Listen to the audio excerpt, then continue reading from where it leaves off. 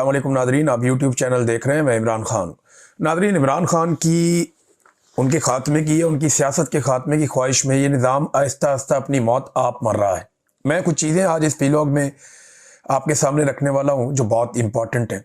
Number एक तो ये सामान 100 बरस का और पल की खबर नहीं, ये आपने बहुत दफ़ा सुना होगा, लेकिन इसकी अमली तस्वीर इस वक्त जो है पाकिस्तान की हुकूमत या पाकिस्तान के हुक्मरान है, या ख़ास तौर पे पाकिस्तान की मिलिट्री एस्टेब्लिशमेंट, या मैं नाम लेकर कहूँ तो आसिम मुनीर साहब इसकी अमली तस्वीर है। बज़ाहिर इदारों पे कंट्रोल कर लिया गया है। इंसानी हकूक़ की खिलाफ वर्जियों को बतौर हथियार इस्तेमाल करके आसिम मुनीर साहब बेफिक्री से अपने इक़्तिदार को तूल दे रहे हैं, मगर उनके नीचे जो स्टेज है जिसके ऊपर वो खड़े हैं उसके पिलर्स इंतहाई कमज़ोर हैं। मैं चंद चीज़ें आपके सामने रखता हूँ। देखें, ऊपर से देखने में सब ठीक लग रहा है। इन्होंने जादूगरों को कहा या नजूमी टाइप के लोग जो आते हैं कि नए साल पे कोई भी पेशन गोई आसिम मुनीर के खिलाफ नहीं होगी। बहुत सारे इकोनॉमिस्ट जो हैं उनको कहा गया कि आप कुछ भी कहें, बेशक मईशत को बुरा कहें, लेकिन ये उम्मीद ज़रूर रखें कि आसिम मुनीर साहब इसको ठीक कर लेंगे। और हर मईशतदान जो जब भी कोई बात करता है बीच में कोई ना कोई जुमला ज़रूर ऐड कर देता है। सोशल मीडिया पे नहीं आता, लेकिन पूरी तहरीर आप पढ़े तो हर एक को यह कहना पड़ता है पाकिस्तान में कि आसिम मुनीर इसको ठीक कर लेंगे। ये एक जाली होप दिला रहे हैं, एक जाली उम्मीद लोगों को। जालसाजी कर रहे हैं ना, हुकूमत भी जालसाजी करके बनाई है, सीटों पे कब्जा भी जालसाजी करके किया है, आइन में तरमीम भी जालसाजी करके की है, इस्तिस्ना भी जालसाजी करके लिया है, और फिर दोबारा से पूरे निज़ाम पे कब्जा भी जालसाजी करके किया है। लेकिन ये जिस स्टेज पे इस वक्त मौजूद है ना, इनके नीचे से सारे पिलर खोखले हो गए हैं और ये किसी वक्त भी धड़म से गिर जाएंगे। ये एक हकीकत है जिससे ये भाग नहीं सकते। देखिए, जिन चीज़ों पे इनका तकिया है या जिसको ये अपनी ताकत समझते हैं वही इनकी कमज़ोरी है। मिसाल के तौर पे मईशत, अब ये तो कहते हैं कि मईशत को हम बेहतर कर लेंगे, लेकिन इस वक्त अगर हम ग्राउंड रियलिटी की बात करें तो पाकिस्तान की मईशत को तारीखी तबाही की तरफ धकेला आसिम मुनीर और शहबाज शरीफ ने मिलकर। पाकिस्तान की मईशत कभी भी इतनी बुरी नहीं थी जितनी आज की तारीख में बुरी है। और ये खाली मैं नहीं कह रहा, सारे आदादो शुमार ये कह रहे हैं। अब जिनके घर में दाने हैं, जिनको अच्छे पैसे मिल रहे हैं, या सरकार जिनके ऊपर पैसा खर्च कर रही है, उन्हें मेरी बात बुरी लगेगी। लेकिन एक आम पाकिस्तानी के पास जाए तो आपको हर किसान बताएगा कि उसको कभी इतना नुकसान नहीं हुआ जितना नुकसान उसको अब हो गया। आप किसी भी ताजर के पास जाए, वो कहेगा कारोबार चल ही नहीं रहा। सर्दियों की शॉपिंग लोगों ने 70% कम की है। बेरोजगारी पाकिस्तान की तारीख के 2-3 दहाइयों के सारे रिकॉर्ड तोड़ चुकी है। सरमायाकारी 51 साल का रिकॉर्ड तोड़ गई है। इतनी कम सरमायाकारी पाकिस्तान में कभी नहीं आई जितनी अब आ रही है। पाकिस्तान से इतनी बड़ी तादाद में लोग कभी पाकिस्तान छोड़ छोड़कर नहीं भागे जितनी बड़ी तादाद में अब भाग रहे हैं। डॉक्टर्स जा रहे हैं, इंजीनियर जा रहे हैं, बहुत सारे और जो टेक्निकल शोबे उनमें काम करने वाले लोग पाकिस्तान छोड़ छोड़कर जा रहे हैं। ये अब हो रहा है। तो एक आप याद रखें कि मईशत को इन्होंने तबाह बर्बाद करके रख दिया। महंगाई इतनी ज्यादा कभी नहीं थी, गुर्बत इतनी ज्यादा कभी नहीं थी। 45% पाकिस्तानियों को गुर्बत की लकीर से नीचे धकेल दिया आसिम मुनीर और शहबाज शरीफ साहब ने मिलकर। अब ये मईशतदानों से कहलवाएंगे कि जनाब, और कहलवा भी रहे हैं कि जनाब आने वाले दिन में चीजें बेहतर हो जाएंगी, लेकिन होनी नहीं है, क्योंकि ये गिरावट की तरफ जा रहे हैं। और अब तक इनका रिकॉर्ड बताता है कि 3 साल पहले आसिम मुनीर ने कहा था कि 1 साल में मईशत ठीक हो जाएगी। 3 साल उन्होंने गुजार दिए, चौथा साल उनका शुरू है और मईशत ठीक नहीं हुई। कितनी बदकिस्मती है पाकिस्तान की। तो एक तो हो गया मईशत, दूसरा हो गया अवामी एतमाद का फुकदान। अवाम को भरोसा ही नहीं है। लोग अपना पैसा निकाल कर पाकिस्तान से बाहर जा रहे हैं। दुबई में कभी इतना पाकिस्तानियों का पैसा नहीं गया जितना पैसा इन सालों में दुबई में पहुंच गया। लोग सऊदी अरब अपना पैसा लेकर जा रहे हैं। लोग अपनी फैक्ट्रियां बंद कर रहे हैं, अपने कारोबार पाकिस्तान में बंद कर रहे हैं। लोगों को पूरा यकीन है कि यह निज़ाम नहीं चल सकता। नाइंसाफी के साथ अदलिया को कंट्रोल करके, इदारों को काबू करके निज़ाम नहीं चलाया जा सकता। तो लोग छोड़ छोड़ के भाग रहे हैं। लोग सरमायाकारी करने की बजाय अपना सरमाया निकाल रहे हैं। लोग प्लॉट और ज़मीनें खरीदने की बजाय ज़मीनें और प्लॉट्स बेच रहे हैं। लोग भाग रहे हैं। एक अवाम के एतमाद का फुकदान है। जब तक आसिम मुनीर साहब रहेंगे, शहबाज शरीफ साहब रहेंगे, पाकिस्तानियों को इन पे भरोसा नहीं रहेगा। इनका लड़ाई वाला काम है। लड़ाई वाले काम में अगर ये कभी जाएं तो पाकिस्तानी इनको सपोर्ट कर सकते हैं, लेकिन मईशत इनका काम नहीं है, मुल्क चलाना इनका काम नहीं है। तो इस काम में पाकिस्तानी इन्हें कभी भी सपोर्ट नहीं करेंगे। तो ये अवामी एतमाद का एक फुकदान है, ये भी इनका पिलर खोखला है नीचे से। नंबर 3, दहशतगर्दी। दहशतगर्दी के जो वाकयात पाकिस्तान में कम हो रहे थे, इमरान खान साहब के दौर में काफ़ी नीचे चला गया था ग्राफ, और ये सरकारी डेटा बताता है, मैं नहीं कह रहा। सरकारी डेटा ये बताता है कि 2018 से 2022 के दौरान जब इमरान खान साहब की हुकूमत गिराई गई तो इस बीच में दहशतगर्दी की वेव कम हुई, और काफ़ी कम हुई। दहशतगर्दी में कमी का पाकिस्तान को फ़ायदा हुआ, सियाहत में इजाफा हुआ।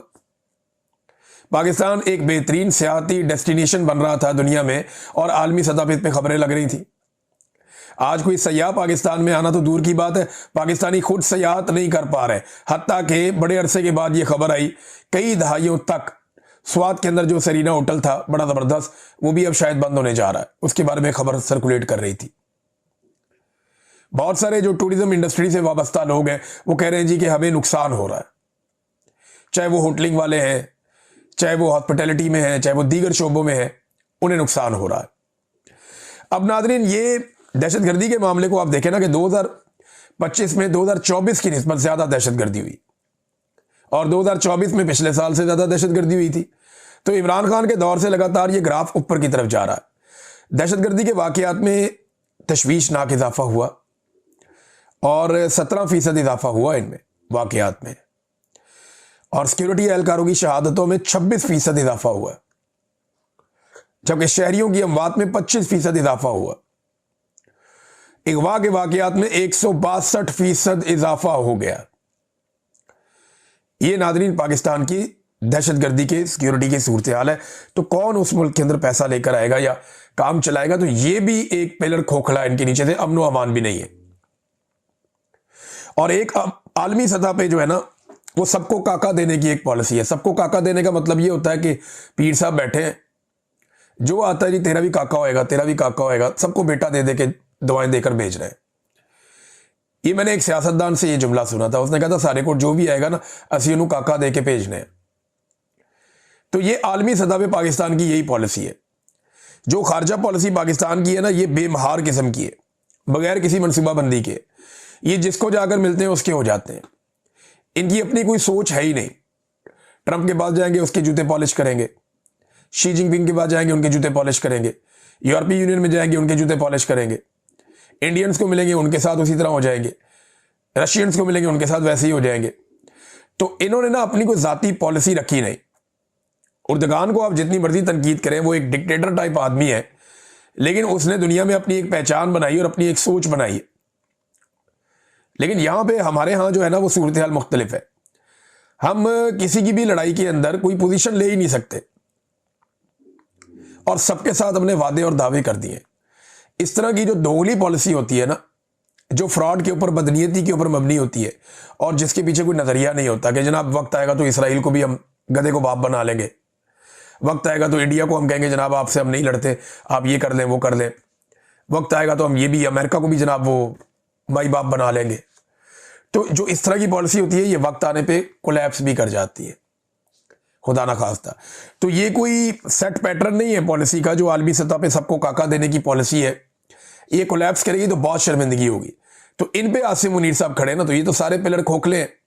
और जो सबसे ज़्यादा एक अजीबोगरीब चीज़ है वो ये है कि इदारे और अवाम में खलीज पैदा हो गई है। पाकिस्तान की फ़ौज और पाकिस्तान की अवाम के बीच में एक फासला बढ़ता जा रहा है, और वो बढ़ने की वजह ये नहीं है कि फ़ौज अच्छा लड़ती नहीं है, लड़ाइयाँ लड़ियाँ तो ये कर लेते हैं, हथियार भी लेकर दिए हुए हैं कौम ने, अच्छे हथियार लेकर दिए हुए, एटम बम भी कौम ने बनाकर दिया हुआ है।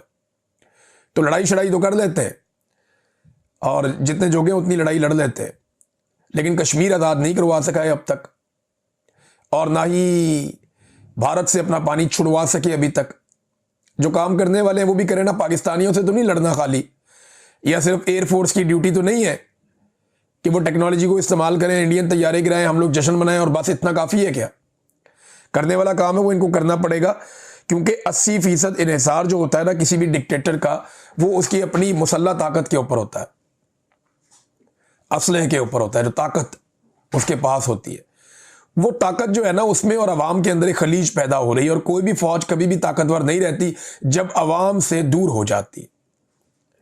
और अवाम से दूरी की वजह वो सारे काम हैं जो इनके करने के नहीं है।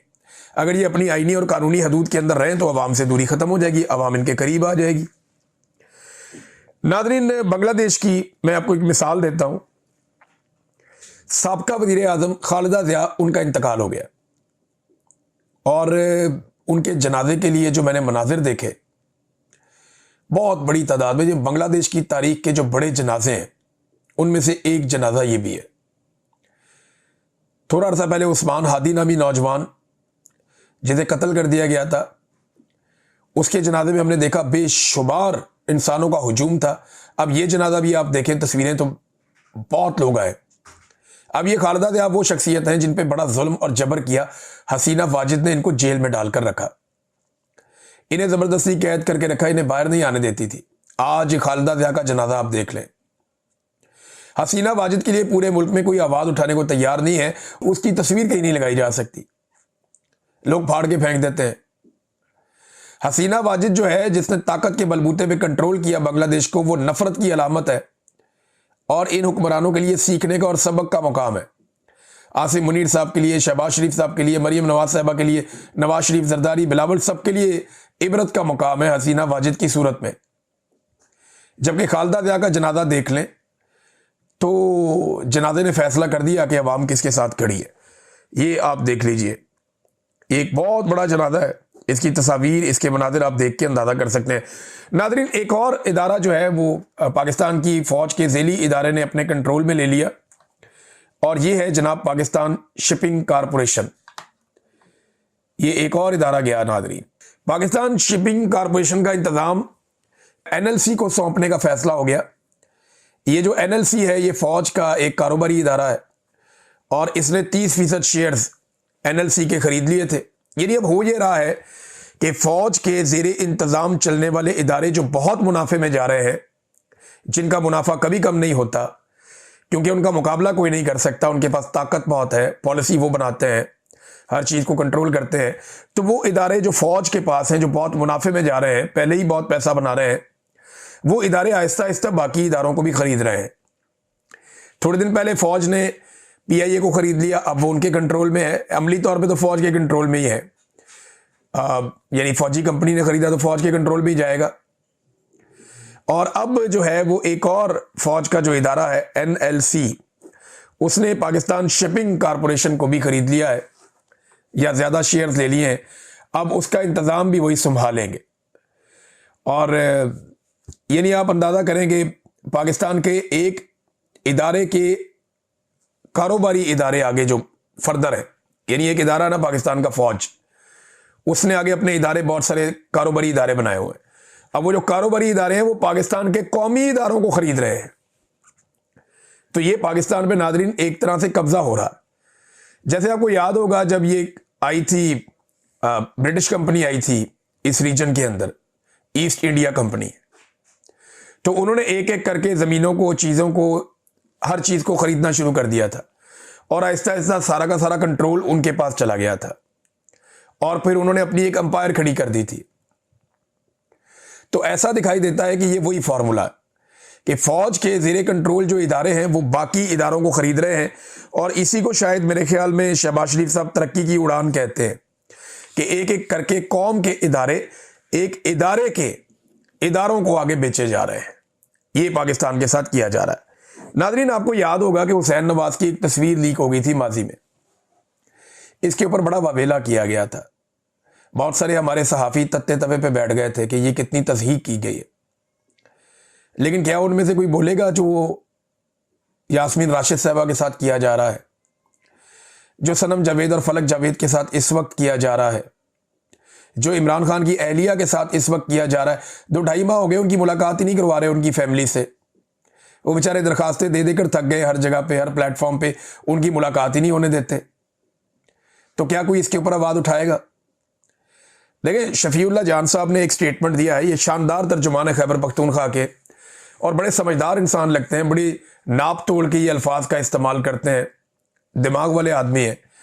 लेकिन उज़्मा बुखारी साहबा के स्टेटमेंट्स के जवाब में इन्होंने एक स्टेटमेंट दिया जो नामुनासिब है, वो नहीं देना चाहिए था, उसको जवाब नहीं दिया जा सकता।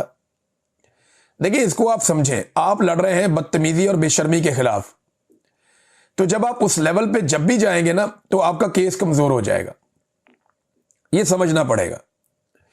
क्योंकि आपका मुकदमा ही इखलाकियात है, आपका मुकदमा ही उसूलों के ऊपर है। और जब आपके पास दलील है और आप दलील के साथ बात कर सकते हैं, तो फिर आप अपनी दलील के जरिए से अपने मुखालिफ को नाकाम कर दें।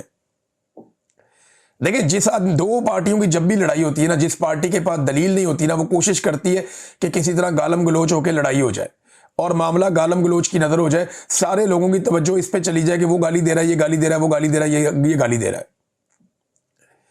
वो जिसके पास दलील नहीं ना होती, जिसका पॉइंट ऑफ व्यू गलत होता है, वो लड़ाई की कोशिश करता है। जिसके पास दलील होती है ना, वो कोशिश करता है कि कोई ऐसी बात उसके जुबान से ना निकले जिसको मुतनाज़े बना के उसका मुखालिफ फायदा उठाने की कोशिश करे। बस इतनी सी बात है। इसलिए मैं कहता हूं कि ज्यादा मोहतात रहने की जरूरत है इमरान खान के साथियों को।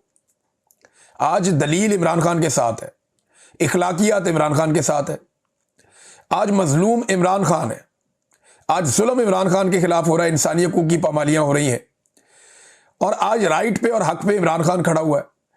तो जब वो इस जगह पे खड़ा हुआ है, तो दलील के जरिए से इनको बार बार नॉकआउट करें और इनको मौका ना दे कोई भी कि ये वापस अटैक कर सके। अच्छा देखिए, मैं तो मजम्मत कर सकता हूं, बहुत सारे और लोग हैं वो भी मजम्मत कर सकते हैं, लेकिन नून लीग इसकी मजम्मत नहीं कर सकती, क्योंकि जितनी घटिया, बेहुदा और बेशर्मी वाली सियासत नून लीग ने की है खवातीन के खिलाफ, जो कुछ इन्होंने किया पाकिस्तान की तारीख में कभी नहीं हुआ। गुज़िश्ता रात जो भी इमरान खान साहब की बहनों के साथ किया गया, नून लीग का नहीं बनता मजम्मत करना, उनका तो चुप करना बनता है। खातून का नाम लेना या खातून की इज्जत का नाम लेना इनका तो बनता ही नहीं है, ये तो सारी जिंदगी ये नाम ही नहीं ले सकते। जो इन्होंने खवातीन को सड़कों पे घसीटा, उनको मारा, उन पे तशद्दुद किया, उनको बालों से पकड़ के घसीटते रहे, 70-70 साल की खवातीन के ऊपर उन्होंने वाटर कैनन का इस्तेमाल किया, उन्हें गिरफ्तार करके वीरानों में छोड़कर भागते रहे। यास्मीन राशिद जैसी जो खातून है, जो कैंसर की पेशेंट है, उन्हें जनाब नवाज शरीफ ने जेल में बंद करके इलेक्शन हराया और अब जालसाजी के साथ उनकी सीट हथिया ली। यानी इलेक्शन ट्रिब्यूनल ने किया क्या और कहा क्या, ये बहुत इंटरेस्टिंग है, इस पर जरा गौर कीजिएगा। इलेक्शन ट्रिब्यूनल ने नवाज शरीफ का हल्का खोला ही नहीं, फॉर्म 45, फॉर्म 47 चेक ही नहीं किए, और टेक्निकल बुनियादों पे कह दिया जी कि यास्मीन राशिद के दस्तखत शायद ठीक नहीं है, दूसरा ये दरखास्त देर से आई है, लिहाजा हम फारिग कर देते हैं। टेक्निकल चीजों में जाकर नवाज शरीफ को फायदा दिया गया, टेक्निकल चीजों में। ना फॉर्म 45 खुले, ना फॉर्म 47 चेक हुए, ये नवाज शरीफ साहब ने किया। अब खवातीन की इज्जत की ये लोग बात कैसे कह सकते हैं? ये लोग तो कर ही नहीं सकते जिन्होंने कल रात को भी खवातीन को मारा, उनके ऊपर तशद्दुद किया, लाठी चार्ज किया, छोटे बच्चे भी वहां पे मौजूद थे। तो ये जुल्म और बर्बरियत करने वाले कभी भी ये नहीं कर सकते। देखें ना, होता क्या है, कभी नून लीग जो है इतनी सारी ज्यादतियां करती है और मीना खान के एक बयान के पीछे छुपने की कोशिश करती है, कभी ये जुल्म, बर्बरियत और तबाही फेर देते हैं अपनी इंसानी हकूक की पामालियों को शफीउल्लाह जान की एक स्टेटमेंट के पीछे छुपाने की कोशिश करते हैं। आप ये नहीं कर सकेंगे। ये मजम्मत वो करे जिसने कभी ये हरकत की नहीं, या जिसने कभी इंसानी हकूक की पामालियां नहीं की, वो इसके ऊपर मजम्मत कर सकता है। आप लोग नहीं कर सकते। आप लोग